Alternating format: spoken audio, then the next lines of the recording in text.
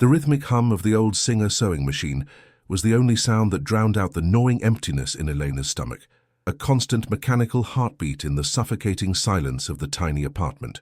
It was her only reliable companion in the late hours, a sound that had defined her life for the past year, 1 year exactly since the shrill ring of the telephone had sliced through her world, leaving it in irreparable pieces. The sprawling city outside buzzed with a life she no longer felt part of. Distant sirens wailed like mournful ghosts, a constant reminder of emergencies, of lives teetering on the fragile edge, just like her own. Her fingers, nimble and sure, guided the cheap cotton fabric under the dancing needle, but her mind was 1,000 miles away, lost in a fog of worry. She could feel the dull ache of hunger deep in her belly, a sensation she had learned to compartmentalize, to push down beneath the more urgent weight of profound grief and crippling fear. A faint, musty smell rose from the bolt of fabric, mingling with the scent of stale air and the cold coffee she had been nursing for hours. Her heart felt heavy, a leaden stone in her chest, and her shoulders ached from the tension. Each beat a painful thud, marking the passage of another desperate minute, another stitch closer to a dawn that promised no relief.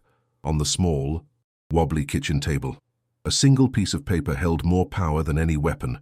The stark red letters of the eviction notice screamed at her, a final, brutal countdown to homelessness. Elena stared at it, her vision blurring. Her entire world, all that was left of it, was contained in the bank account balance she recited to herself like a grim prayer. $5,000, $5,000 and 32 cents. It was the last of the settlement, the blood money from the construction company that had called her husband's death a tragic, unavoidable accident.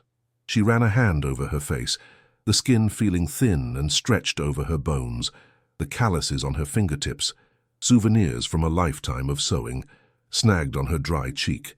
Her stomach twisted into a tight, painful knot. It wasn't just hunger anymore.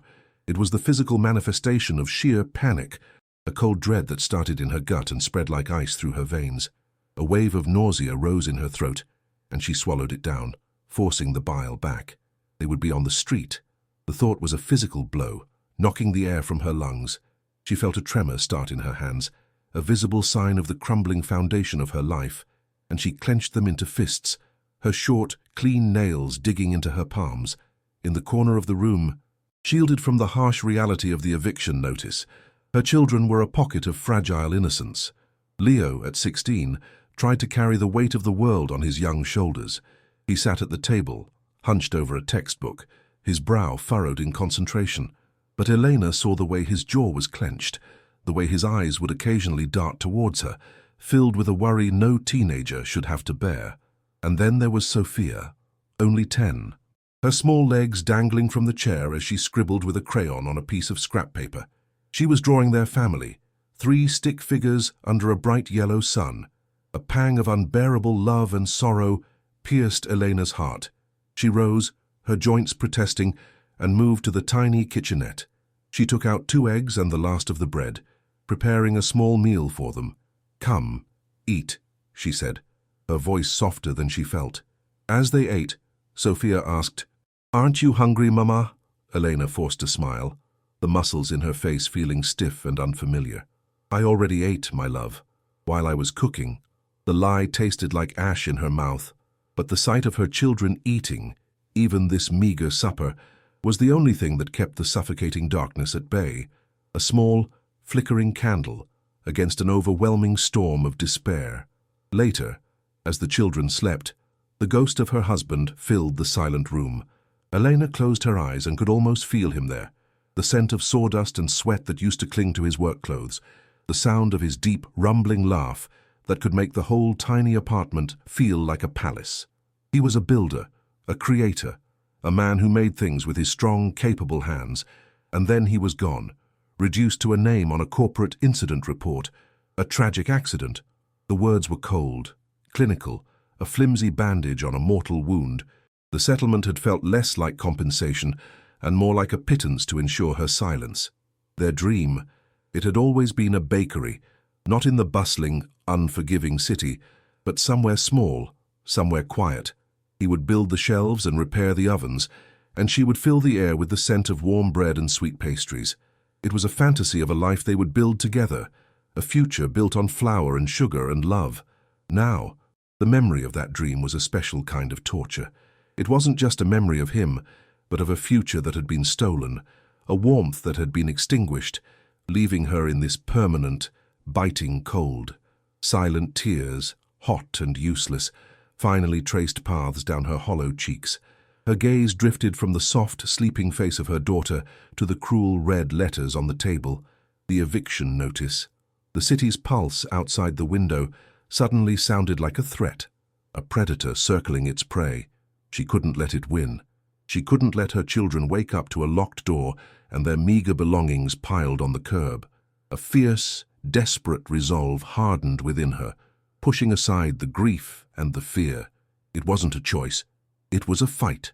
She moved to the corner where an old, clunky laptop sat.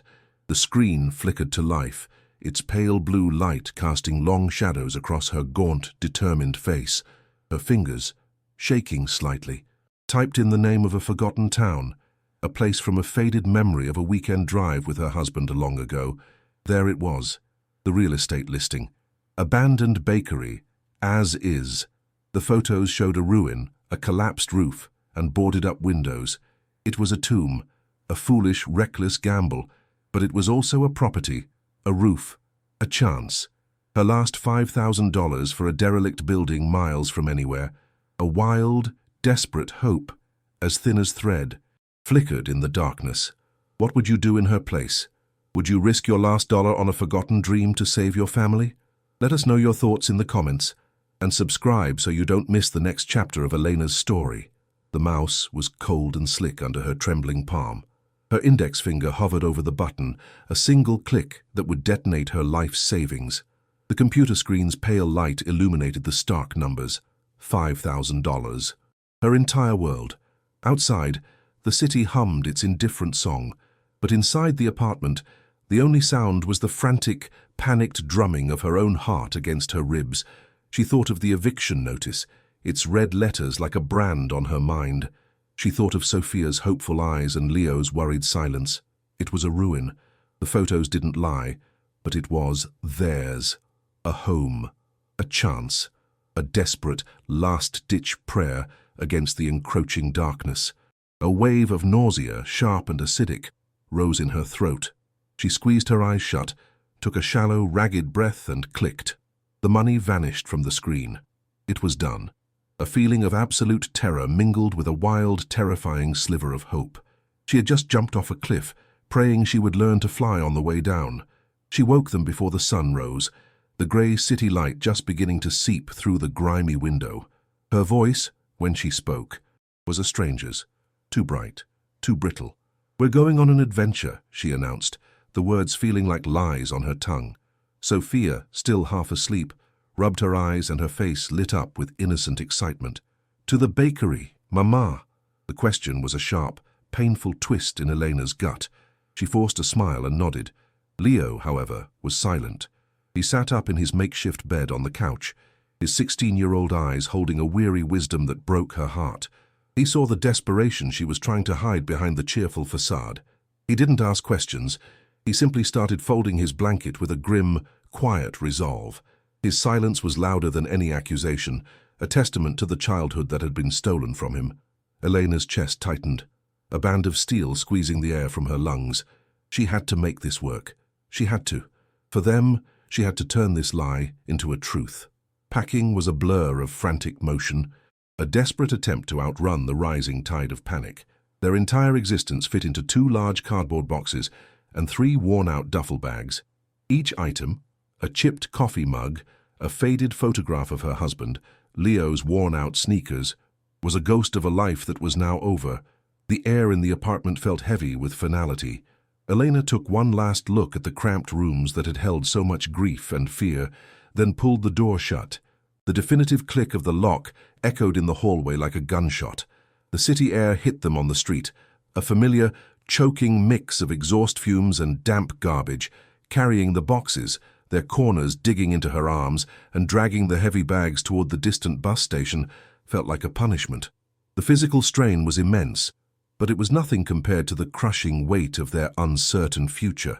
a weight she carried alone on her aching shoulders. They were nomads now, adrift, with only a digital receipt for a ruin to call their destination. The long-distance bus groaned and hissed as they climbed aboard, the air inside thick with the smell of cheap disinfectant and stale human breath.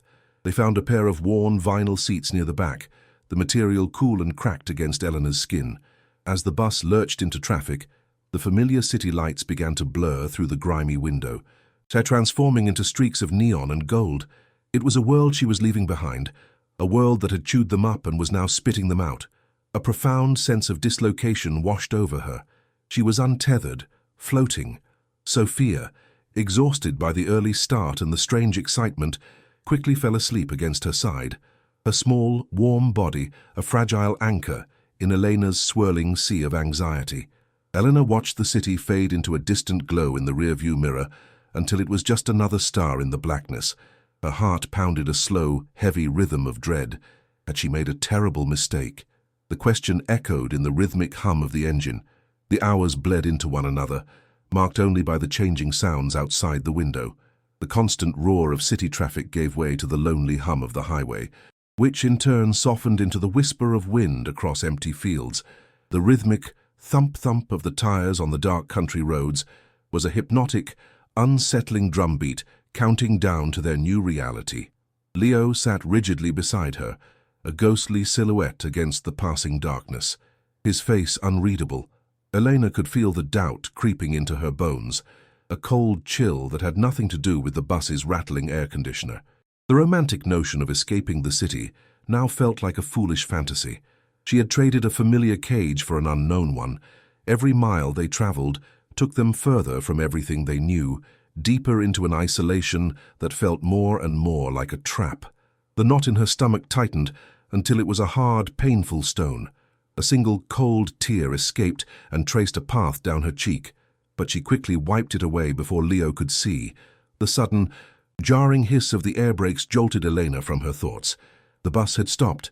A disembodied voice announced their destination, a name that now sounded like a curse. They were the only ones who moved. As they stepped off the bus, the cold night air hit them like a physical blow. It was damp and heavy, carrying the scent of wet earth and something else, the slow, sweet smell of decay. The bus door sealed shut behind them, and with a roar of its engine, the vehicle pulled away, its red taillights shrinking in the darkness until they vanished completely. And then there was silence, a profound, oppressive silence that was nothing like the quiet of their old apartment. This was an empty silence, a dead silence. The town was a collection of dark, sleeping shapes under a moonless sky. Elena clutched her children's hands, her knuckles white. The feeling of being utterly, terrifyingly alone washed over her. This wasn't a fresh start. This was the end of the world. Dragging their life's belongings through the deserted streets was an agonizing crawl. The sound of the cheap plastic wheels on Sophia's bag scraping against the cracked pavement was unnervingly loud in the dead quiet. A single, weak street lamp sputtered 100 feet away, casting long, distorted shadows that seemed to twist and writhe like living things. Every rustle of leaves in the unseen woods bordering the town, every creak of a distant porch swing moved by the wind, sent a fresh jolt of fear through Elena's exhausted body. Her heart hammered against her ribs, a frantic bird trapped in a cage. This wasn't the peaceful quiet she had dreamed of. It was a void, a place that felt forgotten by the world. She looked at the darkened windows of the few houses they passed, and a new kind of despair began to set in. The loneliness of the city, surrounded by millions, was nothing compared to this. This was true isolation, a desolate prison of silence and shadows where no one would ever hear them scream. And then they turned the corner, and she saw it.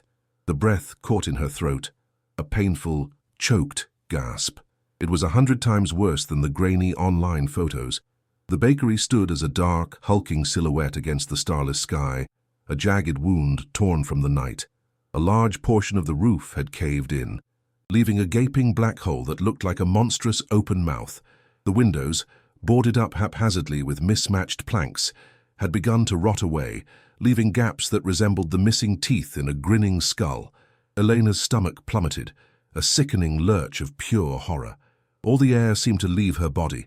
This wasn't a fixer-upper. This wasn't a project. This was a carcass, a tomb. The last, fragile thread of hope she had been clinging to during the long journey didn't just fray. It snapped.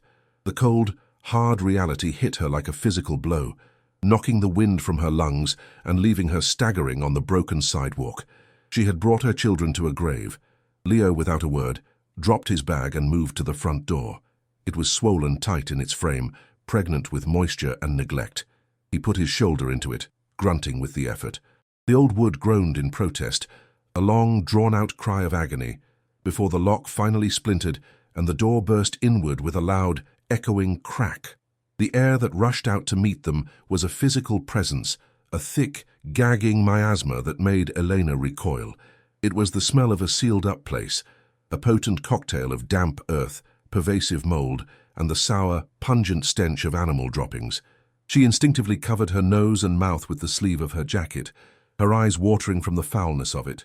Sophia began to cough, a small, weak sound in the oppressive darkness. In that single, sickening moment, the fantasy of warm bread and a new life evaporated completely, replaced by the suffocating reality of rot and decay. The fragile hope she had purchased with her last $5,000 lay shattered at her feet. Eleanor fumbled for the small flashlight in her purse, her hands shaking so badly she could barely work the switch. The beam cut a weak, trembling circle through the Stygian darkness, and what it revealed made a small, choked sob escape her lips. It was a scene of total, unmitigated ruin. Chunks of plaster had fallen from the walls, leaving the lath exposed like a rotting ribcage. They lay in dusty, damp piles on the floor, mingling with dirt and leaves that had blown in through the collapsed roof. Dark, sinister water stains snaked down from the ceiling, branching out like black veins, and feeding the mold that grew in fuzzy patches across the walls. The floorboards were warped and buckled from years of moisture, and in several places, they had rotted through completely, revealing the dark, damp earth below. The only sound was the harsh, ragged noise of her own breathing and the frantic pounding of her own heart. This wasn't a building. It was a wound, festering in the dark. She swept the flashlight beam across the room, and it landed on what should have been the heart of the business.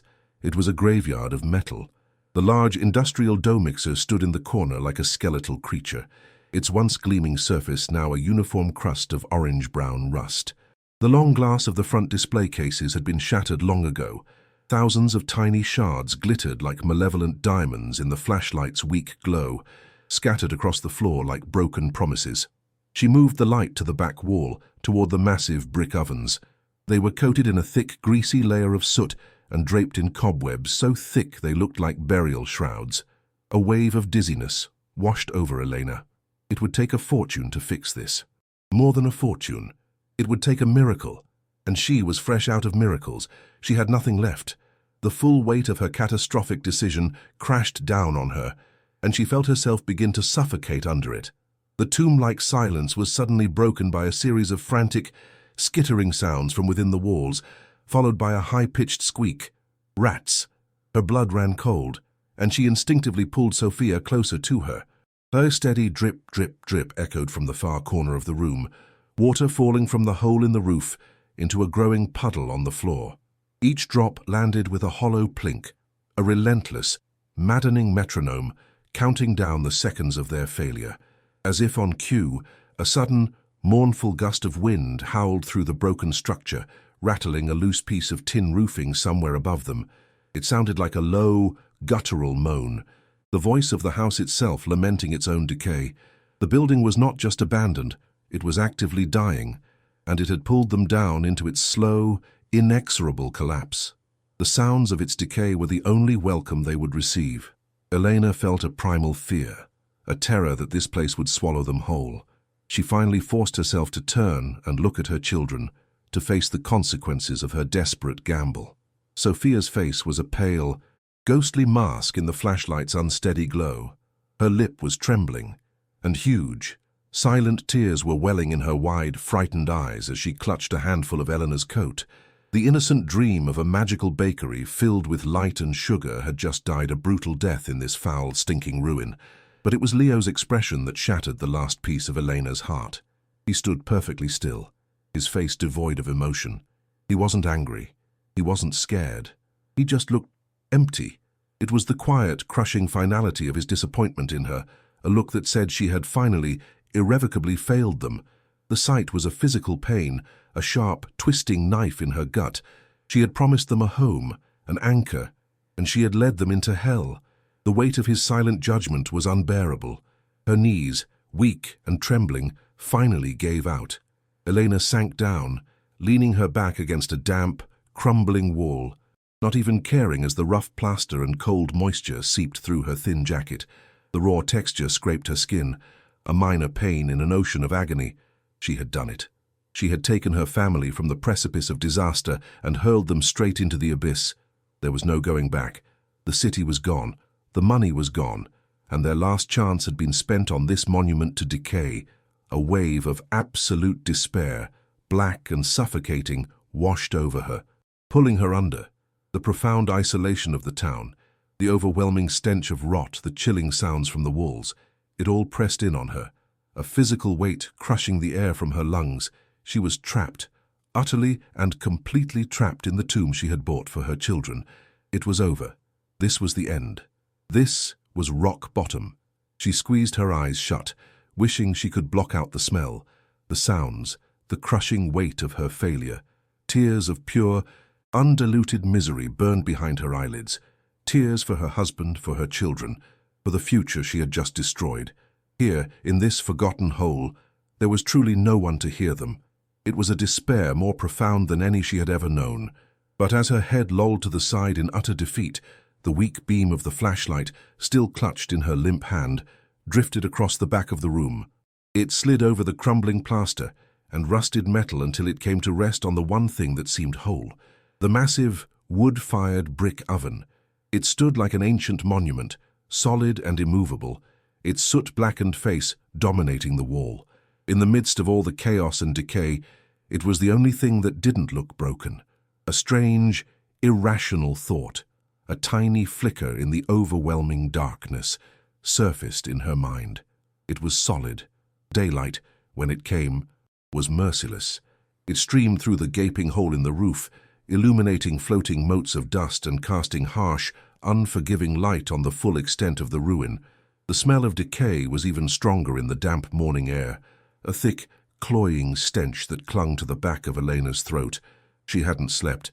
She had sat on the floor, a silent vigil in the dark, with Sophia curled fitfully in her lap. Leo had paced like a caged animal before finally collapsing from exhaustion onto a pile of dusty burlap sacks. Now, as the pale sun rose, a grim, new resolve began to settle over Eleanor's despair. She could not fix the roof. She could not replace the floor. But she wouldn't be defeated by filth. If this was their tomb, she would at least make it a clean one. It was a primal, instinctual need to impose some small order on the overwhelming chaos. Her heart felt like a cold, heavy stone in her chest, but her hands, for the first time in hours, stopped shaking. She needed to move. She needed to work.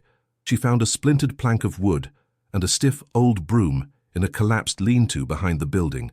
The bristles were matted with ancient grime, but it was a tool. It was a start. She began with the front corner, the one farthest from the hole in the roof. The sound of the broom scraping against the rotted floorboards was a harsh, grating noise, a lonely protest against the years of neglect. With every sweep, she raised a choking cloud of dust that caught in the sunbeams, a swirling storm of dirt, plaster, and dead things. The physical exertion was a welcome distraction, a way to channel the scream of panic that was still trapped in her throat. Sweat beaded on her forehead, tracing clean paths through the grime that had already settled on her skin. Her muscles, stiff from the cold night, screamed in protest, but she ignored the pain. This wasn't about cleaning anymore. This was a declaration of war against despair, a small, futile battle waged with a broken broom in a dying building.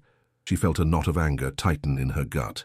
A hot, welcome replacement for the cold dread. Sophia, seeing her mother's frantic energy, found a damp rag and began wiping down a small, relatively intact section of the wall. Her small face set with a look of serious concentration. The simple act of her daughter trying to help was a sharp, painful twist in Elena's heart, a testament to the child's resilience that Elena herself, felt she had lost. Leo, however, watched them for a moment with a brooding silence, his expression unreadable. Then he seemed to come to a decision. He ignored the debris on the floor and the dust in the air. His gaze, like Eleanor's the night before, fixed on the one solid object in the entire catastrophic space, the massive, soot-blackened brick oven. It was an anchor in a sea of decay, a monument of stability. He picked up a heavy iron crowbar he'd found amidst the rusted equipment, its cold, solid weight feeling purposeful in his hands. "I'll start on this," he said, his voice raspy. "If we're ever going to bake anything, this has to work." The words, so practical, so hopeful, struck Elena as both absurd and incredibly brave. Leo attacked the oven with a grim determination. He used the sharp end of the crowbar to scrape away the thick, greasy layers of soot that coated the bricks. The sound was sharp and metallic, a rhythmic scrape, scrape, scrape that echoed in the cavernous room, punctuated by the soft thud of falling chunks of blackened creosote. It was grueling, filthy work. Soot rained down on him, covering his face, his arms, his clothes, until he looked like a young coal miner emerging from a collapsed shaft. Elena paused her sweeping, watching him. There was a fury in his movements, the pent-up anger and fear of a 16-year-old forced to carry the burdens of a man. He was chipping away at the black crust, as if he were trying to find something pure and clean underneath, a physical manifestation of their desperate hope. A strange mix of pride and sorrow welled up in Elena's chest. Her son was fighting back in the only way he knew how, refusing to be swallowed by the ruin. The air filled with the acrid smell of old smoke and disturbed dust, a scent of a fire long dead. Hours passed. The sun climbed higher, and the single beam of light from the roof moved slowly across the floor like a celestial clock hand. Elena had cleared a small island of relative cleanliness in the center of the room. A patch of floor where they could set down their bags without them being immediately coated in filth. Sophia was now asleep again, worn out from her small efforts, curled up on Eleanor's coat. Leo, however, hadn't stopped. He had cleared a large section of the oven's face, revealing the rich, dark red of the original brickwork beneath the century of grime. It was beautiful, a small patch of warmth and color in a world of grey decay. It was a tiny, tangible victory. A flicker of something that felt dangerously like hope ignited in Elena's chest, fragile and weak, but there. The rhythmic scraping had become a familiar sound, a heartbeat for their new life, a sound of effort, a sound of trying. Then, the rhythm broke. The scraping stopped. The sudden silence was jarring, and Elena's head snapped up, her heart lurching with a sudden, undefined fear. "That's weird." Leo's voice was low, laced with confusion. He was crouched at the very base of the oven, near the floor, running his soot-covered fingers over a single spot. Elena walked over, her boots crunching softly on the debris-strewn floor. She knelt beside him, the damp cold of the floor seeping through the knees of her jeans. She followed his gaze to a single brick. It was almost imperceptible, but now that he had pointed it out, she could see it clearly. While the surrounding bricks were a deep, uniform terracotta red, this one was a slightly paler shade, almost pinkish, and its surface was smoother, less weathered than its neighbors. It didn't belong. It was a subtle flaw in an otherwise perfect pattern, a secret hidden in plain sight. A shiver, completely unrelated to the cold, traced a path down Elena's spine. The air suddenly felt thick with possibility. It was just a brick, she told herself, but a quiet, insistent voice in the back of her mind whispered that it was something more. Her breath caught in her throat. Leo tapped the odd brick with the metal tip of the crowbar. The sound was all wrong. The other bricks had responded with a solid, resonant thunk. This one produced a dull, hollow tock. The difference was unmistakable. They exchanged a look, their eyes wide in the dusty gloom. A shared, unspoken question hung in the air between them. Without a word, Leo jammed the flattened end of the crowbar into the thin mortar line above the brick. He put his weight into it, his muscles straining. The old mortar was stubborn, hard as rock. For a moment, nothing happened. The only sound was Leo's ragged breathing and the faint creak of the metal bar under strain. Elena held her breath, her heart pounding a frantic, heavy rhythm against her ribs. The feeling was no longer despair. It was a sharp, painful, terrifying anticipation. Her stomach was a knot of nerves, a feeling she hadn't had since before her husband's death. It was the feeling of a world about to tilt on its axis, for better or for worse. With a sudden, grating screech of metal on stone, the mortar cracked. A fine powder of reddish dust puffed into the air, smelling of earth and time. Leo grunted, leveraging the bar again, pushing with all his might. The brick shifted, just a fraction of an inch, but it was enough. A dark line appeared where there had been solid wall. He worked the crowbar into the new opening, wiggling it back and forth. The groaning of the brick as it scraped against its neighbors was a low, ancient sound, like a tomb being opened for the first time in 1,000 years. Elena's hands were clenched into tight fists, her knuckles white. She felt a dizzying sense of unreality, as if she were watching a scene from a movie. This couldn't be happening. Not here. Not to them. And yet it was. The brick was moving. The impossible was happening right in front of her eyes. The tiny, clean space she had swept felt like the stage for a great and terrible play, and they were the only actors. Finally, with a low, crumbling sound, the brick came loose. Leo pulled it out and set it carefully on the floor. Behind it was a perfect, rectangular black hole. A cavity, a puff of air, impossibly stale and cold, washed over them from the opening. It carried a scent Elena had never smelled before, the smell of trapped time itself. A dry, dusty odor of utter stillness, mingled with the faint metallic tang of something old and hidden. The darkness inside was absolute, a solid, impenetrable black that seemed to absorb the weak light of the room. It was a secret mouth in the heart of the oven. A loop had opened. The strange brick was no longer the mystery. The mystery was now what lay inside this dark, silent space. Elena felt a powerful magnetic pull toward the opening, a mixture of profound fear and an even more profound, irresistible curiosity. Her heart was beating so fast it felt like it might burst from her chest. This was something. This was really, truly something. Leo shone his phone's flashlight into the cavity, but the beam seemed to be swallowed by the darkness. It was deeper than they thought. "I can't see the back," he whispered, his voice awed. Eleanor, moving as if in a dream, reached her hand into the opening. The air inside was colder than the rest of the room, a pocket of deep, undisturbed chill. Her fingers brushed against the rough and cold stone of the interior, and then nothing, just empty space. She pushed her arm in deeper, up to her elbow, her shoulder pressed against the brickwork. Her heart hammered in her ears. What had she been expecting? Gold coins, ancient scrolls. The thought was ludicrous. She felt a pang of foolish disappointment. It was just a hole, a hiding place for nothing. And then, as she stretched her fingers as far as they could go, they brushed against something. It was smooth, unyielding, and shockingly cold, colder than the stone. It was metal.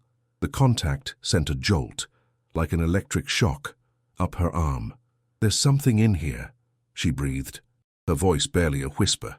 The words hung in the dusty air, filled with a weight of disbelief and dawning wonder. "It's big and heavy." She couldn't get a good grip on it. Her fingers kept slipping on the smooth, cold surface. "Leo, help me." He lay on his stomach on the dirty floor, reaching his own arm into the darkness alongside hers. Together, their fingers explored the object. It was a box, a heavy metal box, wedged tightly at the back of the cavity. It took all their combined strength, their fingers straining, their muscles burning, to begin to shift it. The sound of metal scraping against stone was a horrible, grating noise that set Elena's teeth on edge. It was the sound of a long-dormant secret being dragged unwillingly into the light. Inch by agonizing inch, they pulled the object forward, its immense weight a testament to its contents. Elena's lungs burned, and her body screamed with the effort.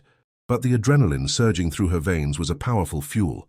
With a final desperate heave, the box slid free from the opening, landing on the floor with a heavy, solid thud that shook the rotten floorboards and echoed through the entire derelict bakery. It was a safe, a small, black, incredibly dense strongbox, about the size of a shoebox, but clearly weighing many times more. It was covered in a thick, uniform layer of grey dust, the undisturbed blanket of decades. The metal was pitted and archaic, with a heavy, old-fashioned keyhole on the front, but no key. It was locked. Of course, it was locked. A new wave of frustration and excitement washed over Elena. They had found the treasure chest, but the treasure was still sealed away. A new loop had opened in the mystery. Leo grabbed the crowbar again. "Let's see about that," he said, a grim smile briefly touching his lips. His earlier despair was gone, replaced by the focused intensity of a puzzle solver. He wedged the tip of the crowbar into the thin seam of the safe's lid. The metal of the safe was thick, far stronger than the old door lock had been. Leo's first attempts to pry it open resulted in nothing but a high-pitched metallic shriek as the crowbar slipped, scratching a bright silver line in the box's dusty black surface. Elena's nerves were stretched to the breaking point. The sound was excruciating. Each failed attempt was a small death to the burgeoning hope in her chest. "Let me try," she said, taking the heavy iron bar from him. She found a better purchase near one of the hinges. She put all of her weight, all of her desperation, all of her fear for her children's future into one focused point of pressure. The metal groaned. It was a low, protesting sound, like a beast in pain. A thin crack appeared. Hope, wild and fierce, surged through her. She pressed harder, her knuckles white, her jaw clenched. The screeching sound of bending metal filled the room, a sound of violation, of a secret being forced open. With a final, deafening crack, the lock mechanism shattered. The lid of the safe popped open by an inch, releasing another puff of ancient, stale air. It smelled of dust, metal, and something else. Old paper. They stared at it for a long, silent moment, their breath held in their chests. The moment felt sacred, terrifying. Gently, as if she were afraid it might vanish, Elena reached out and lifted the heavy lid. It opened with a low, rusty groan. And then there was only stunned silence. The interior of the safe was packed to the brim. It wasn't gold bars or sparkling jewels. It was something far more practical, far more unbelievable. It was money, stacks and stacks of old currency, tied neatly with twine into tight, rectangular bundles. The bills on top were faded, the paper yellowed with age, but they were unmistakably real. It was a fortune, a small, impossible fortune, sitting in a dusty box on a rotten floor in the middle of nowhere. Elena reached in, her hand trembling so violently she could barely grasp one of the bundles. The paper felt crisp and dry, fragile with age. She stared at the face on the bill, a politician from a bygone era. It was old money, from decades ago. She had no idea if it was still worth anything, but the sheer volume of it was staggering. It had to be thousands, tens of thousands, maybe more. A dizzying, hysterical laugh bubbled up in her throat, a sound halfway between a sob and a cheer. It was salvation. It was a miracle. It was an answer to a prayer she had been too afraid to even whisper. The crushing weight of the $5,000 she had spent on this ruin evaporated, replaced by the giddy, terrifying lightness of this discovery. She looked at Leo, whose face was a mask of pure, unadulterated shock, his mouth slightly agape. Tears began to stream down Elena's face, but for the first time in over a year, they were not tears of sorrow or fear. They were tears of disbelief. The initial shock began to subside, replaced by a torrent of questions. Who had hidden this, and why? This wasn't just misplaced savings. This was a deliberate, carefully concealed hoard. It felt illicit, dangerous. As Elena lifted another bundle of cash, her fingers brushed against something hard and smooth underneath. She moved the remaining stacks of money aside, her heart beginning to pound with a new kind of anxiety. Lying flat on the bottom of the safe was a book. It was a ledger, bound in dark, worn leather, the cover smooth and cool to the touch. It had no title, no markings of any kind. It was completely anonymous. The money was a shock, but the ledger felt like the real secret. The money was the what. But this book, she felt with a sudden, chilling certainty, was the why. The air in the room, which had just moments before felt electric with hope, now seemed to crackle with a new, more sinister energy.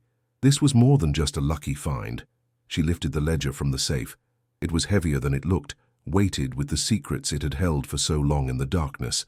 The leather was supple despite its age, and a faint, musty smell of old paper and ink rose from it, a scent of meticulously recorded history. With trembling fingers, Elena opened it to the first page. The paper was thick and yellowed, covered in a neat, precise handwriting that was slightly faded, but still perfectly legible. It wasn't a diary, it was a record. The page was filled with columns of names, dates, and numbers. Beside some of the entries were strange, coded notations, single letters, cryptic symbols. Her eyes scanned the page, not understanding what she was seeing, but a cold knot of dread began to form in her stomach. This wasn't a business ledger. The names meant nothing to her, but the precision, the secrecy. It felt like a meticulous accounting of something that was never meant to be seen. Flipping through the pages, she saw the same pattern repeated over and over. A name, a date, a monetary amount, usually a large one, and then the cryptic code. The ink changed partway through, from a faded black to a slightly different shade of blue, marking a passage of time. The dates spanned several years, all from decades ago, from a dark period in the country's history she only knew from books, a time of whispers and disappearances. The ledger felt cold in her hands, its contents radiating a silent, malevolent energy. This wasn't a record of sales or supplies. She felt it in her bones. This was a record of secrets, dangerous secrets, the kind of secrets people were willing to kill for. The miracle of the money suddenly felt like a curse, a lure into a story she had no business being a part of. The joy of their discovery was rapidly being replaced by a deep and terrifying foreboding. The hope she had felt was now tainted with fear. Leo leaned over her shoulder, his earlier excitement also fading into a quiet apprehension.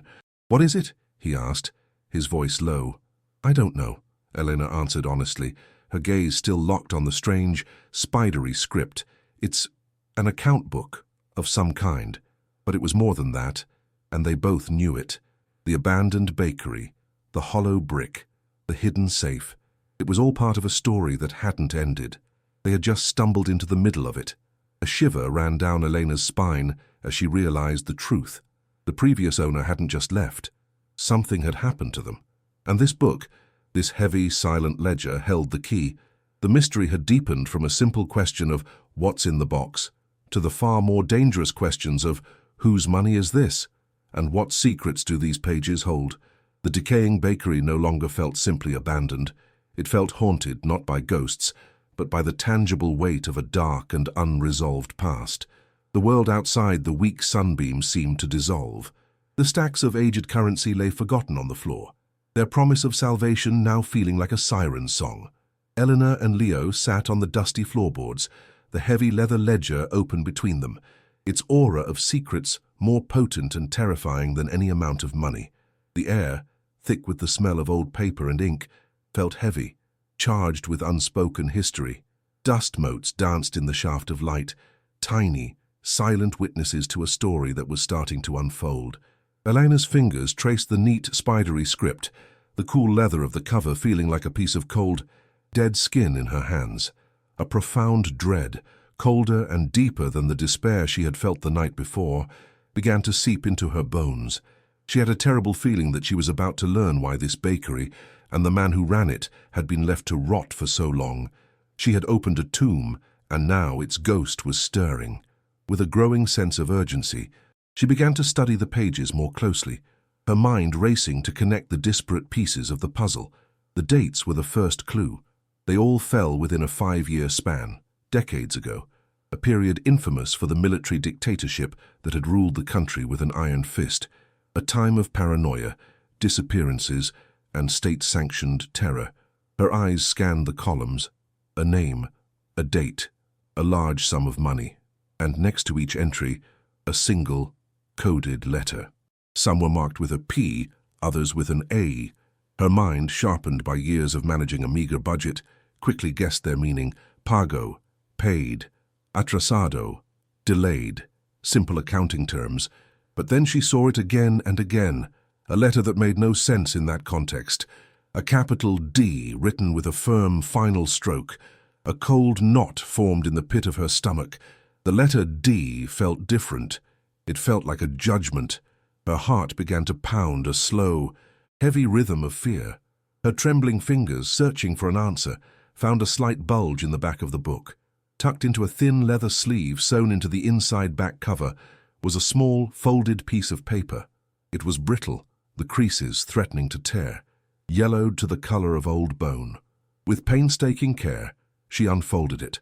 The handwriting matched the ledger's, but it was smaller, more urgent. It was a key, a legend for the codes. Her eyes scanned the short list, her breath catching in her throat. P. Pago. A. Atrasado. C. Contato feito. Each one made the knot in her stomach tighter. Finally, her gaze fell upon the last entry. D. Desaparecido. Disappeared. A wave of nausea washed over her so intensely she thought she would be sick. The air was knocked from her lungs as if from a physical blow. Disappeared. The single word recontextualized everything. The ledger was not a record of debts. It was a list of people who were gone. Suddenly, the truth crashed down on her with the force of a physical collapse. These weren't clients or business associates. They were the families of political dissidents, people snatched from their homes in the dead of night by the regime.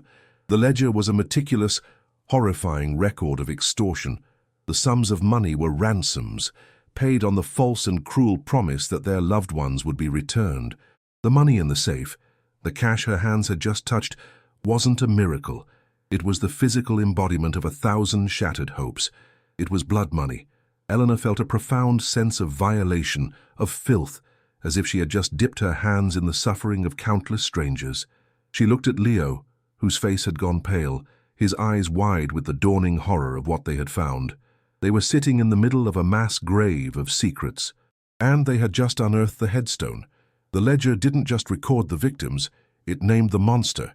In a margin note on the 5th page, a single name was written, circled twice, Coronel Alves.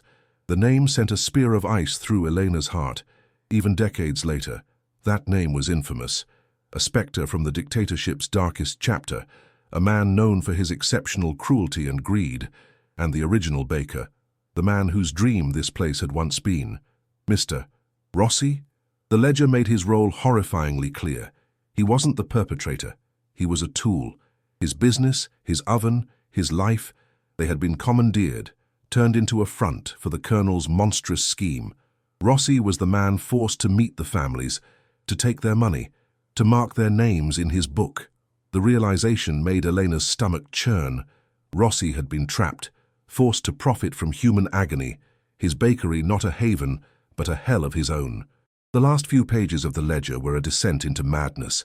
The neat, precise script devolved into a panicked, almost illegible scrawl. The entries became frantic. Rossi wrote of a final, massive payment, one that the colonel was demanding immediately. He wrote of being watched, of cars parked across the street at night, of phone calls where the other end was silent. He was a man coming undone, caught in a machine he could not escape.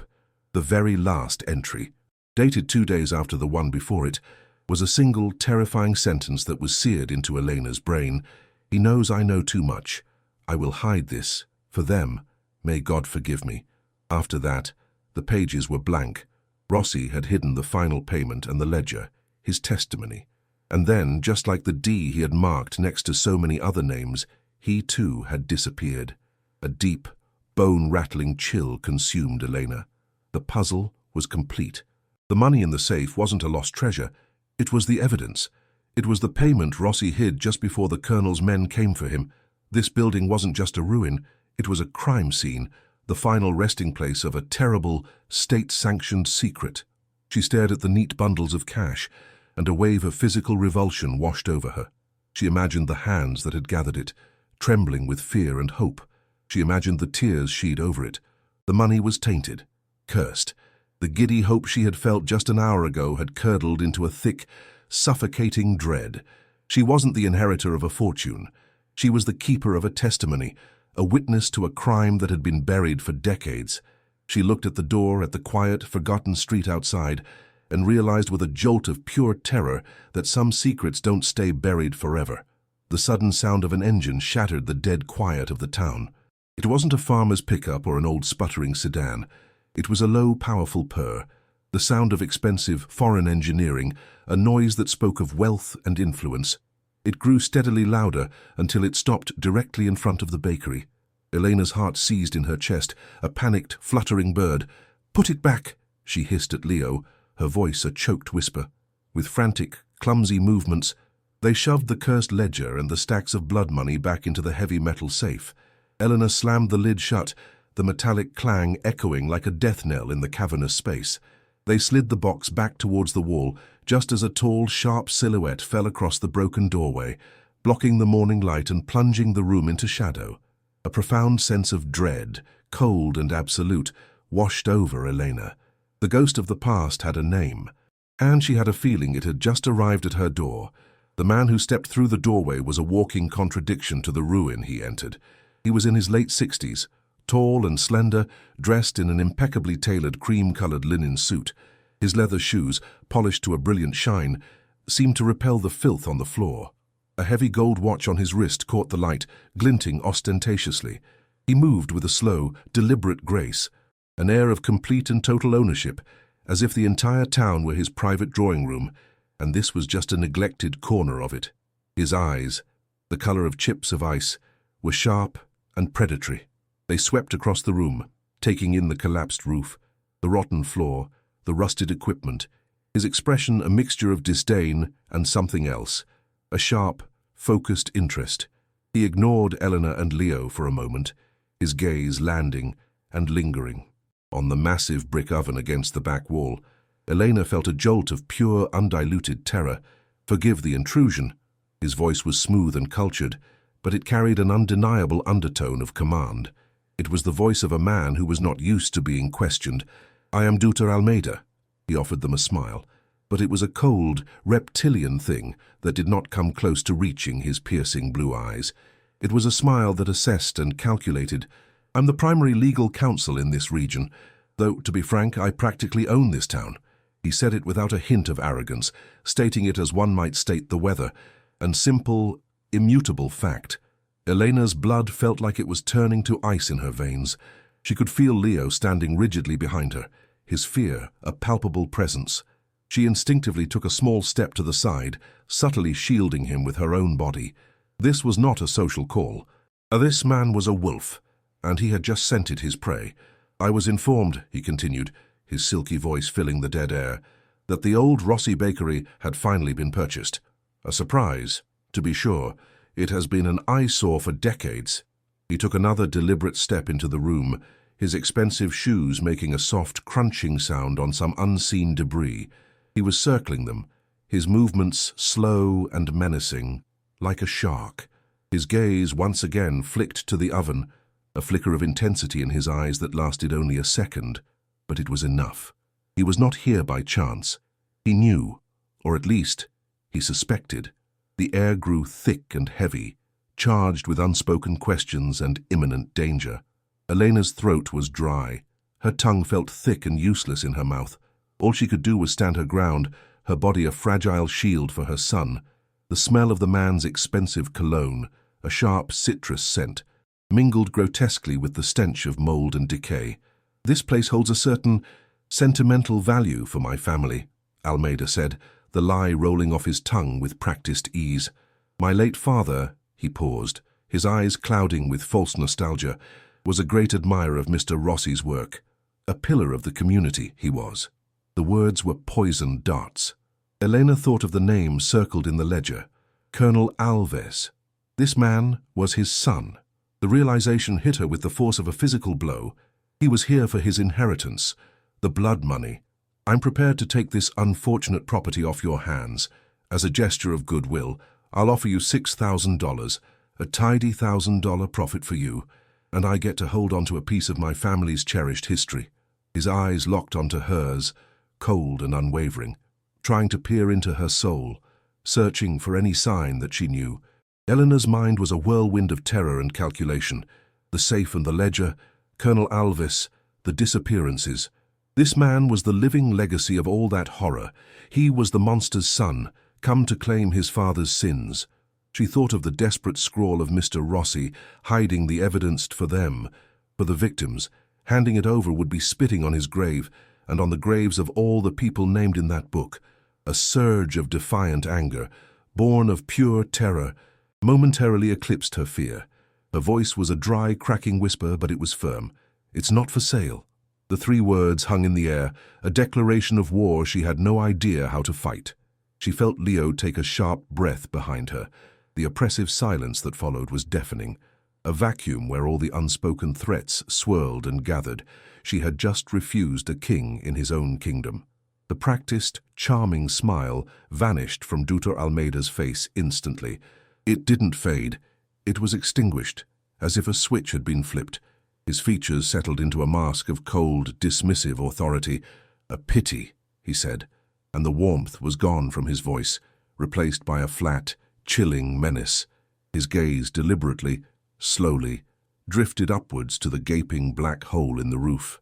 Then it moved down to the treacherous, rotting floorboards near the corner where Sophia lay sleeping, blissfully unaware, on a pile of coats.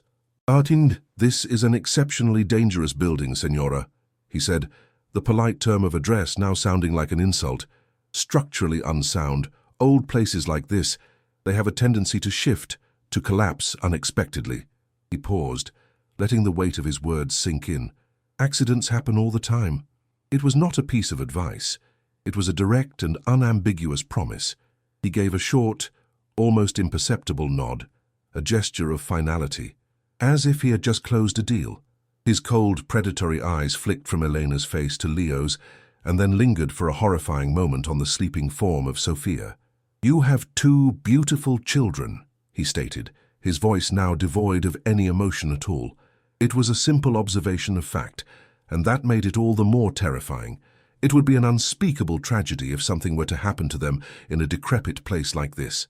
Without waiting for a reply, he turned his back on them and walked out, his polished shoes crunching on the broken glass by the doorway.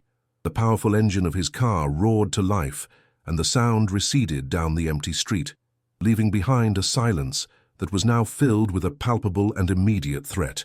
Elena stood frozen, trembling uncontrollably. The ledger was no longer just a secret. It was a death warrant for her entire family. What would you do in her place? Would you give the monster what he wants to protect your children, or would you risk everything for a justice that is decades overdue? Let us know in the comments. The purr of Almeida's luxury car faded into the oppressive silence, but the man's presence lingered like a toxic miasma, poisoning the air.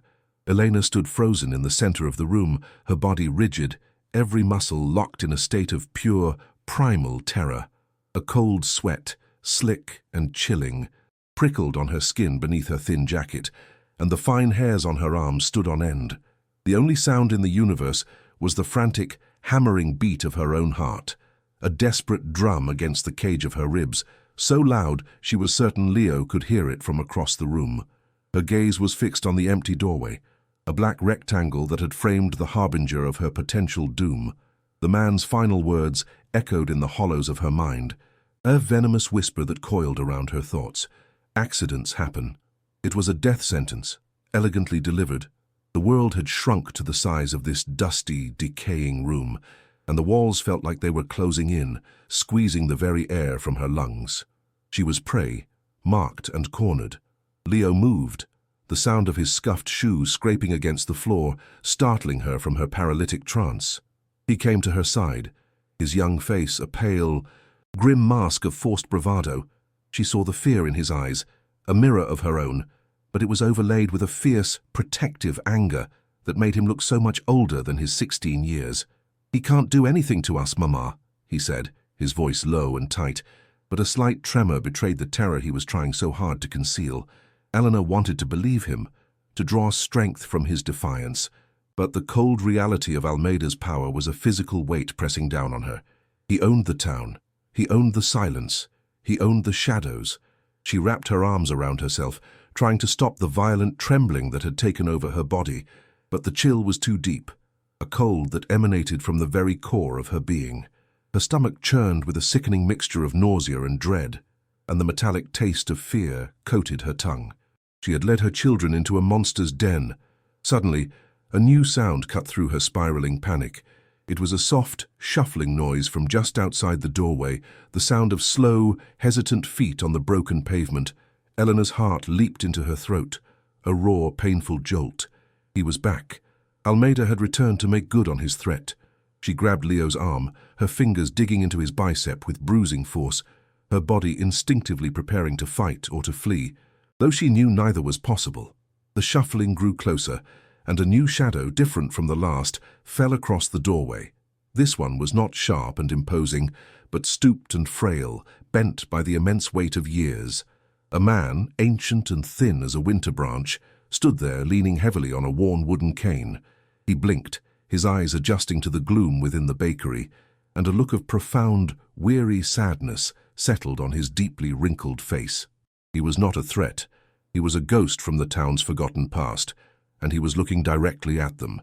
The man was the physical antithesis of Duta Almeida. Where Almeida was dressed in sharp, expensive linen, this man wore a faded, patched cardigan over a thin button shirt, his trousers baggy and worn. The faint, pleasant smell of old paper, dried herbs, and dust drifted in with him from the street, the scent of a small, old-fashioned general store. His skin was thin and translucent, a delicate parchment stretched over the sharp angles of his bones, and his hands, gnarled with arthritis, were clasped over the top of his cane. He took a slow, shuffling step into the bakery, his gaze sweeping over the ruin not with disdain but with a deep, personal sorrow. His eyes, though clouded with age, were remarkably clear and sharp. They were eyes that had seen too much, that had watched the world change and decay around them. "I am Arthur," he said, his voice a dry, papery rustle, like leaves skittering across pavement. "I run the store across the way. I saw the doubter's car." His words hung in the air, a simple statement of fact that carried a universe of meaning. The way he said the Duta, with a subtle, weary emphasis, told Elena he knew exactly who and what Almeida was. A silent understanding passed between them, the instant recognition of two people on the same side of a very old and very dangerous war. Arthur's gaze drifted from Elena's pale face to the massive brick oven, and his expression softened with a flicker of distant memory. "I knew Mr. Rossi," he whispered, his voice thick with an ancient grief. "He was a good man, a kind man. His bread, you could smell it all the way down the street. It was the smell of hope, I suppose." He spoke of Rossi in the present tense for a moment, as if the baker had just stepped out. The sensory memory was so strong, Elena could almost smell the phantom scent of baking bread, a ghost of warmth in the cold, mold-ridden air. Arthur's eyes were distant, looking at a past only he could see. "He gave me my first job," Arthur continued, his voice barely audible. "I was just a boy, younger than your son there." He nodded his head toward Leo. "I delivered the bread for him, all over town, on an old bicycle with a big basket on the front." The confession grounded him, gave him a place in the bakery's history. He wasn't just a neighbor, he was a witness. He was part of the story. His gaze returned to the present, the sharp intelligence in his eyes focusing on Elena again, and the nostalgic softness was replaced by a grave urgency. Rossi was a good man, but he was caught in a spider's web. He got tangled up with a very bad man, a monster who wore a uniform and a smile, Colonel Alves. The name, spoken aloud by someone else, someone who knew, sent a fresh wave of ice water through Elena's veins. It made the story in the ledger real, pulling it from the yellowed pages and into the here and now. The room suddenly felt colder, the shadows deeper. Arthur leaned more heavily on his cane, the wood creaking under his slight weight. He took a shaky breath, as if preparing to excavate a memory that had been buried for a lifetime. "I was here," he said, his voice dropping to a conspiratorial whisper. "The night he vanished, I was making a late delivery, bringing him some flour he'd run out of. It was late, after midnight. The whole town was dark." He paused, his eyes unfocused, looking back across the chasm of 50 years. Eleanor held her breath. Every fiber of her being concentrated on the old man's words. He was the key. He was the voice of the final, damning entry in Rossi's ledger. The air grew thick with anticipation, the silence in the bakery becoming a living, breathing entity, waiting to hear the confession that had been held in its walls for decades, unspoken. The only sound was the faint, steady drip, drip, drip of water from the hole in the roof, a maddeningly slow clock counting down the seconds. "I saw the car," Arthur said, his voice a strained rasp. "A big, black official car, no lights. It just appeared out of the darkness and stopped right where I'm standing. Two men got out, big men in dark suits. They didn't knock. His hand, the one not on the cane, trembled slightly. There were sounds, a shout, the sound of something heavy falling. It wasn't a long struggle. He swallowed hard, the movement visible in his thin, wrinkled throat. They brought him out. They were holding his arms. He wasn't fighting anymore.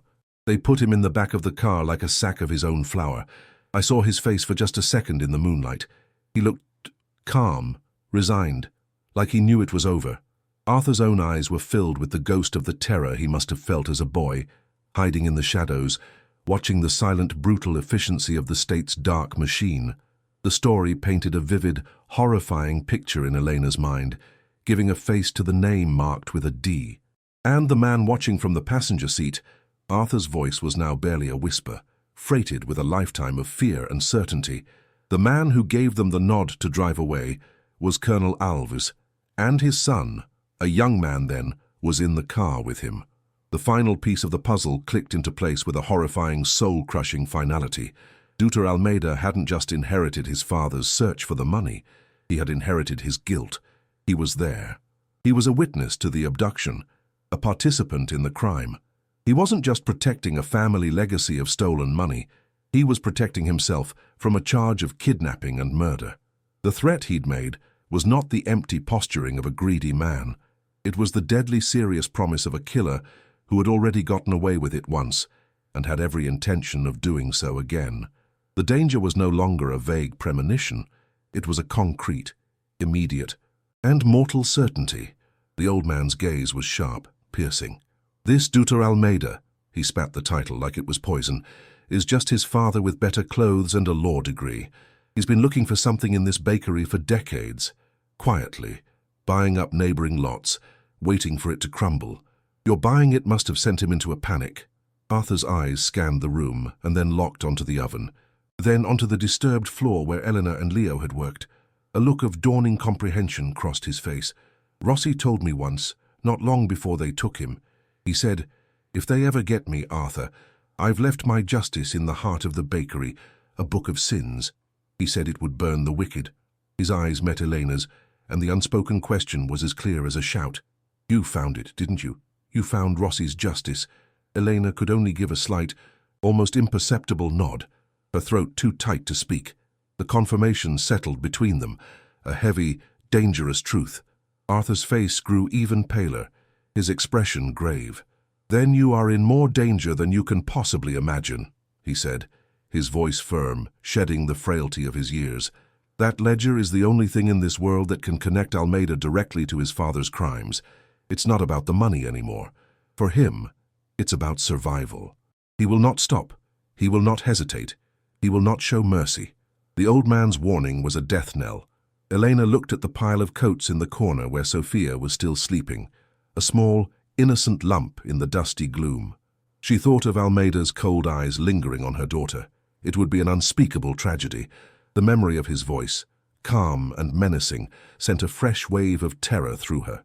So powerful, it was physically nauseating.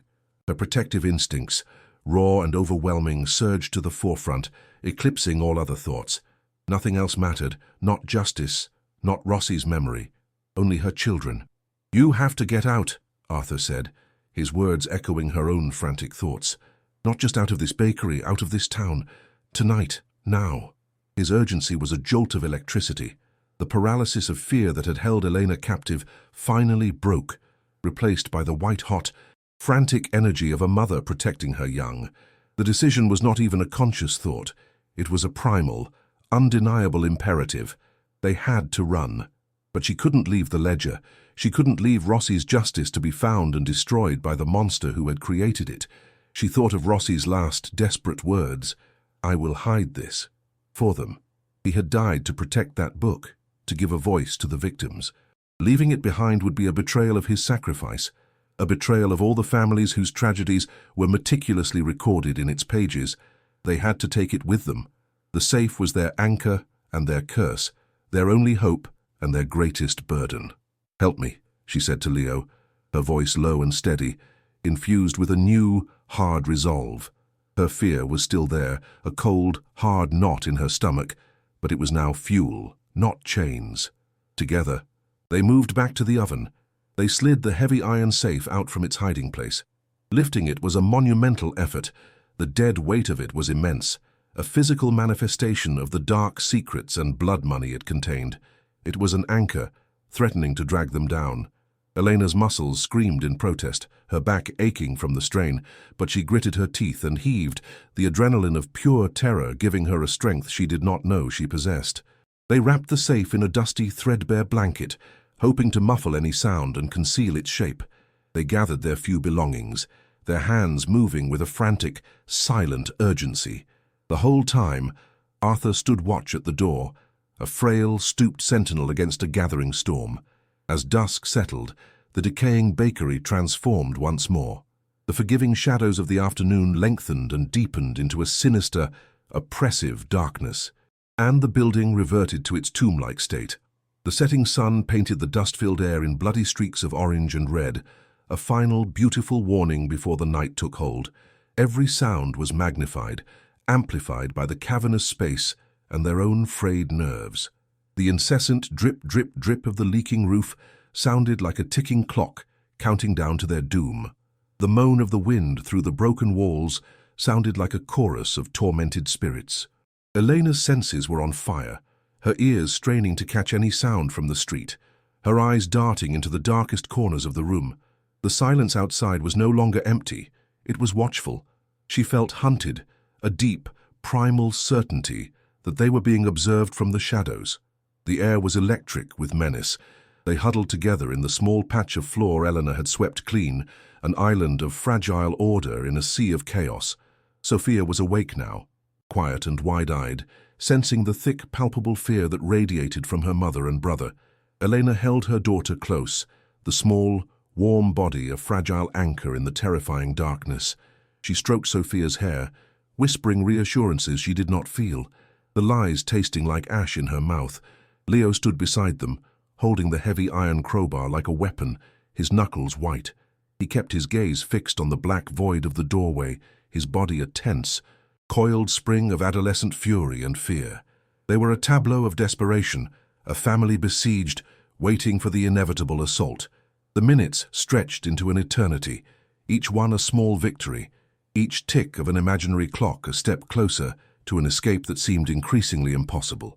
The bakery was their trap, and the door was about to slam shut. Then it came, a sound that ripped through the night's fragile quiet. It was not the sophisticated purr of Almeida's sedan, but the guttural, angry rumble of a heavy-duty pickup truck, its engine poorly maintained and loud.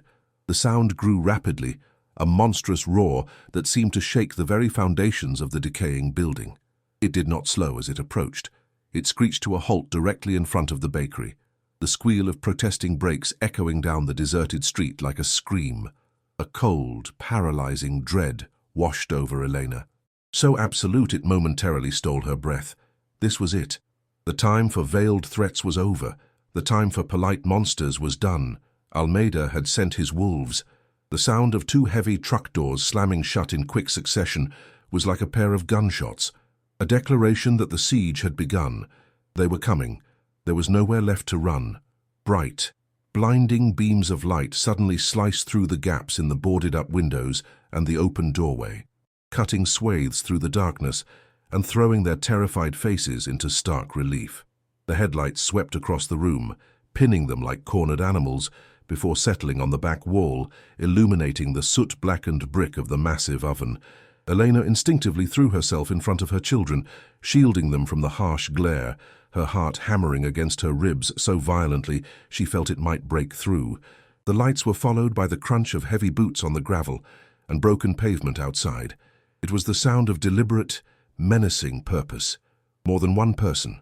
The low, guttural murmur of male voices reached them, the words indistinct, but the tone dripping with brutal intent. They weren't trying to be quiet. They didn't care who heard. This was an act of brazen, violent ownership. The first sound of forced entry was not the splintering of the old front door. It was the explosive shatter of glass from a side window, followed by the sharp, cracking sound of its rotted frame being kicked in. The noise was a physical blow, a violent violation of their fragile sanctuary. Sophia let out a terrified cry, burying her face in Elena's side. Elena's mind went blank with terror for a single, heart-stopping second, then rebooted with a single, overriding command: survive. The thugs were inside. Heavy, thudding footsteps echoed from the other side of the room, followed by the crash of something being shoved aside. "He said it was in here," a rough voice snarled, the words echoing in the cavernous space. "Said the old woman and her brats found it. Find the box. Tear this dump apart if you have to." The words confirmed their worst fears. They knew about the safe. The hunt was on. Elena's body moved before her mind could fully process the command. She grabbed the blanket-wrapped safe, the dead weight of it a familiar, terrible burden. "Leo!" she screamed, her voice a raw, desperate shriek. "The back window!" The sounds from the front of the bakery were getting louder, more violent. A series of crashes and splintering sounds told them the men were making good on their promise, tearing through the rusted equipment and piles of debris with methodical brutality. They were a force of pure destruction. A whirlwind of violence sent to reclaim the colonel's secret. Elena's lungs burned, each breath a ragged, shallow gasp. She could hear the men shouting to each other, their footsteps heavy and menacing as they began to move deeper into the bakery, their flashlights cutting erratic, searching beams through the dusty darkness. They were getting closer. They only had seconds. Leo, his face a mask of desperate courage, did not hesitate. He seemed to grow in that instant, shedding the last vestiges of boyhood and becoming a protector. He saw the thug's flashlight beams sweeping toward them. "Over here, you bastards!" he screamed, his voice cracking but full of defiance. With a guttural roar of effort that seemed to tear from his very soul, he put his shoulder and all his weight into a towering, rust-eaten shelving unit that stood near the center of the room. For a heart-stopping moment, the immense metal structure only groaned, resisting. Then, with a prolonged screeching protest of twisting metal, it began to tilt. The unit crashed down with a deafening, cataclysmic roar, a cacophony of metal striking concrete and shattering shelves that shook the entire building. It sent a massive cloud of dust and debris into the air, creating a momentary wall of chaos and confusion, a perfect diversion. That was their chance. While the thugs were momentarily blinded and disoriented by the noise and dust, Eleanor grabbed Sophia's hand and scrambled toward the back of the building. "Come on," she urged, pulling her daughter along. The safe, clutched under her other arm, slammed painfully against her hip with every step. They reached the rear wall, to a single, tall window that was boarded over from the outside. The wood was old and rotten. "Leo, the crowbar!" she yelled. He was right behind them, the heavy iron bar already in his hands. He slammed the pointed end into the space between the boards. Wood splintered. He heaved again, and a nail screeched as it was pulled from its ancient home. Behind them, they could hear the thugs coughing and cursing, their flashlight beams cutting through the settling dust cloud. "They're back here, get them!" The voice was close, too close. The race against time was down to its final, terrifying seconds. With a final, desperate wrench, Leo tore a section of the boards free, creating an opening just large enough to squeeze through. The cool, damp night air, smelling of wet earth and freedom, flooded in. "Sophia, go! Go now!" Eleanor commanded, practically shoving her daughter through the narrow gap. Sophia tumbled out into the darkness on the other side with a small cry. The shouts from inside the bakery were right behind them now, the heavy thud of running footsteps closing the distance with horrifying speed. Eleanor tossed the heavy, blanket-wrapped safe out the window, hearing it land with a soft thud in the damp soil below. She scrambled through the opening herself, a sharp edge of broken wood tearing a long, deep gash in her leg. The pain was a distant, unimportant fact. She landed awkwardly on the ground, grabbing the safe and pulling Sophia to her feet in one fluid motion of pure adrenaline. Leo came tumbling out of the window just as a hand appeared in the opening, grabbing at the empty air where he had just been. They didn't look back. Elena, half carrying and half dragging the impossibly heavy safe, and Leo, pulling his sister along by the hand, fled into the darkness. Their feet slipped and slid in the muddy alley behind the bakery, their ragged, panicked breaths tearing at their lungs. The only light was a single, pale yellow square glowing from a window across the street, Arthur's store. It was a beacon of sanctuary in a world that had suddenly become a hunting ground. It was their only hope. They burst out of the alley and onto the cracked pavement of the deserted main street, their footsteps echoing loudly in the dead quiet of the night. The sound was a betrayal, announcing their location to the entire world, to the monsters who were just seconds behind them. Shouts erupted from the alley they had just left. "There they go, don't let them get away." The voices were fueled by rage and the fear of failure. The sound of their pursuers' heavy boots hitting the pavement spurred Elena on. She ran with a strength she didn't know she had, fueled by a terror so profound it had become a source of boundless energy. The weight of the safe was an agony in her arms. Her torn leg was screaming in protest, and her lungs felt like they were on fire. But she did not slow. The light from Arthur's store grew closer, a promise of safety. 10 feet, 5 feet. They crashed against the old wooden door, their combined weight making it shudder in its frame. Elena abandoned the safe, letting it fall to the ground with a muffled thud, and began to beat on the door with both fists, a frantic, desperate drumming. "Mr. Arthur, help us! Please!" she screamed, her voice raw and shredded with terror and exhaustion. The shouts of the thugs were getting closer, their dark shapes now visible under the dim, distant street lamp as they sprinted out of the alley. They were huge, menacing figures, and they were closing the distance fast. For a terrifying, heart-stopping moment, the door remained shut. Elena's hope plummeted. They were too late. He hadn't heard them. They were trapped on the street with nowhere to go. She braced herself for the impact, turning to put her body between the approaching men and her children one last time. Just as the lead thug was reaching for her, the loud, metallic sound of multiple bolts being drawn back shot from inside the store. The door was yanked inward with surprising force, and Arthur's pale, grim face appeared in the opening. "Inside, now," he commanded, his voice a low, urgent growl. He grabbed Elena's arm and pulled her into the darkness of the store. Leo shoved Sophia in ahead of him and scrambled to grab the heavy safe, dragging it over the threshold just as Arthur slammed the heavy wooden door shut. The old man, moving with a speed that defied his age, shot 3 thick, heavy bolts back into place. The final, resonant clack of the last bolt sliding home echoed in the sudden, blessed silence of the store. A split second later, a heavy fist hammered against the outside of the door, followed by an angry roar of frustration. A body slammed against the wood, making it shudder, but the old bolts held firm. Muffled, furious curses filtered through the thick door, followed by the sound of them kicking it in impotent rage. They were safe. For the moment, Elena collapsed against the door, her legs finally giving out, sliding down to the floor. She pulled her children into a desperate, trembling embrace as the adrenaline began to recede, leaving behind a shaking, nauseous exhaustion and the cold, hard reality of what had just happened. They had survived. The violent hammering on the thick oak door finally subsided, replaced by the angry crunch of boots on gravel and the fading roar of the pickup truck's engine. They were gone. In the sudden, profound silence, Eleanor's ragged breaths were explosions in the darkness.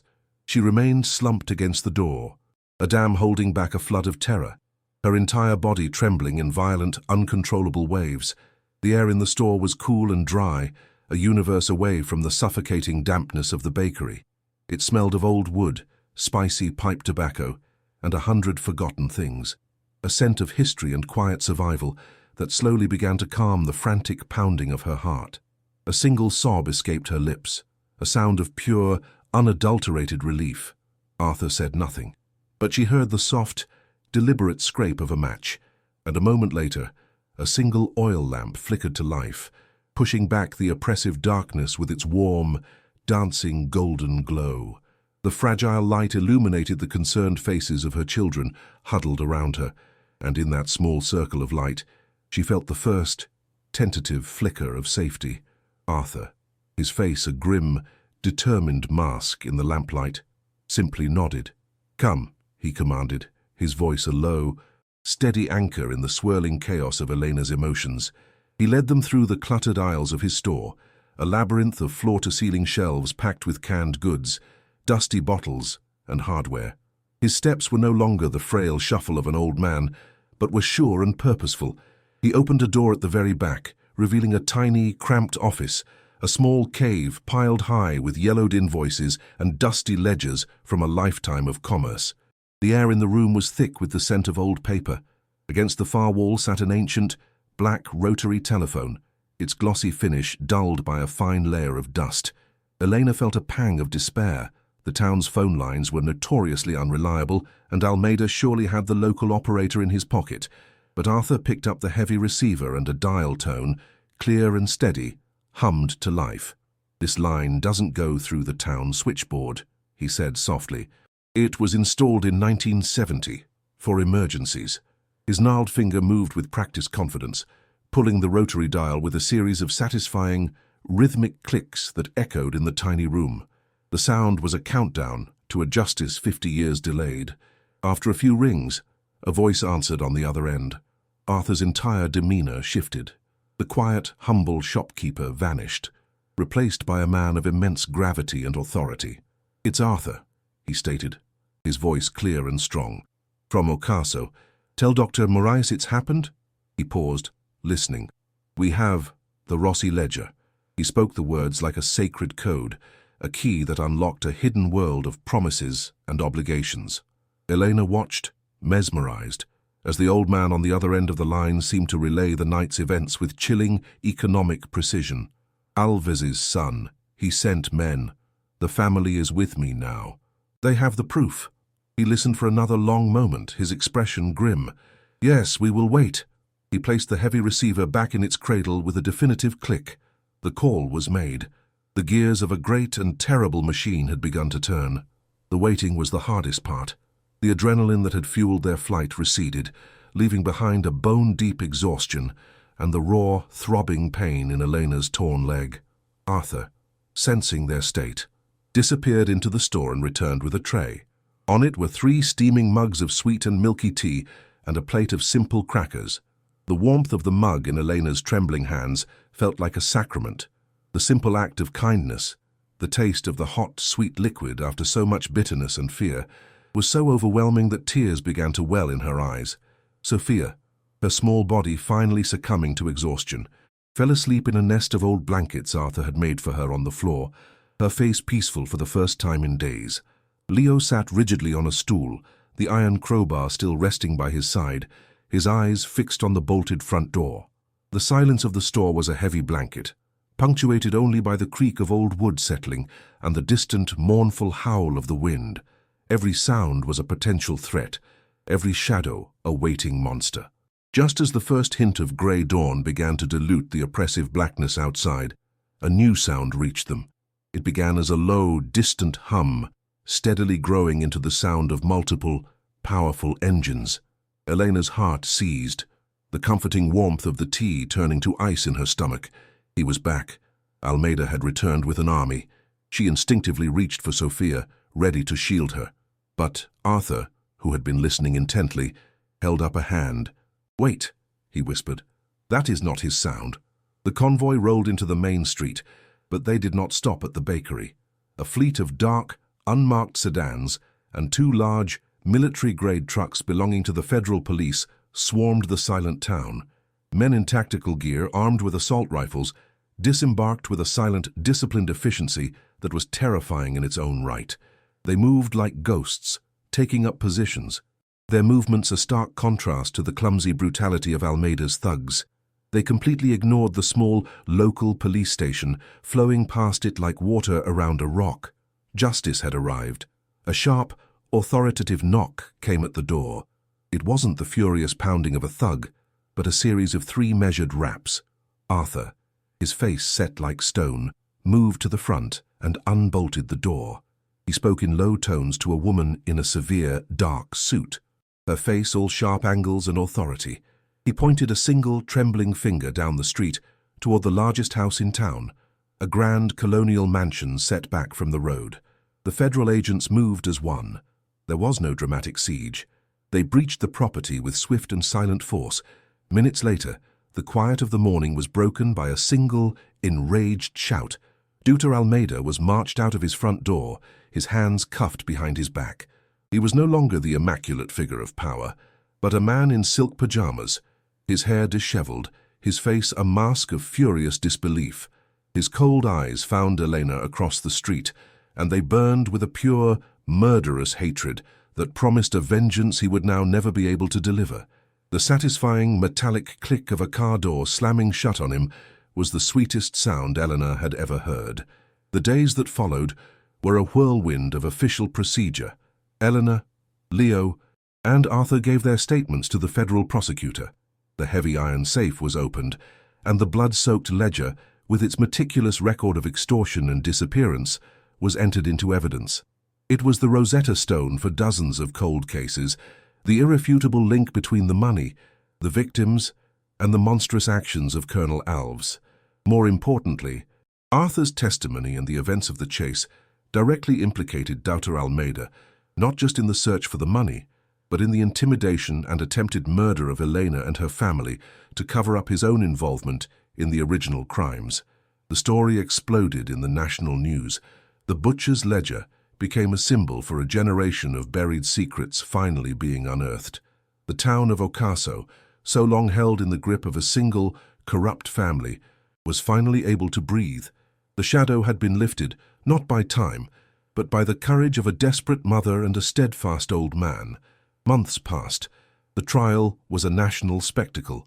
Almeida was convicted, his appeals exhausted, his legacy reduced to that of a common criminal, a pale imitation of his father's evil. One autumn afternoon, a thick, official-looking envelope arrived for Elena. Her heart pounded as she opened it. The memory of the red-lettered eviction notice still a phantom pain, but this was not a demand. It was a formal decree from the Ministry of Justice. The money in the safe, officially designated as the proceeds of crime with no living claimants, had been seized. However, in recognition of her singular role in bringing a major criminal to justice and the mortal peril she and her children had endured, the state had awarded her a substantial portion of Almeida's confiscated assets as a reward. The number on the paper made her gasp, a sum so large it seemed unreal. Tucked behind it was a second document, a new, clean deed to the bakery property, free and clear of all liens and legal challenges. The paper didn't tremble in her hand. For the first time, her future felt solid. 1 year to the day after she had fled the city, the air in the center of Ocaso smelled of hope. It smelled of warm yeast, caramelized sugar, and rich, dark coffee. The cheerful ding of a bell over a freshly painted door replaced the sound of a splintering lock. The bakery was alive again. Sunlight streamed through large, polished glass windows, illuminating rows of golden brown bread, flaky croissants, and glistening fruit tarts. The name, The Rossi Bakery, painted in elegant script above the door, was a tribute to the man whose dream it had once been. Eleanor stood behind the counter, a clean white apron tied around her waist. The haunted, hollowed-out look in her eyes was gone, replaced by a warm, confident light. She was no longer a victim. She was a creator, a business owner, a pillar of a healing community. A young boy from the town came in, his face bright with anticipation.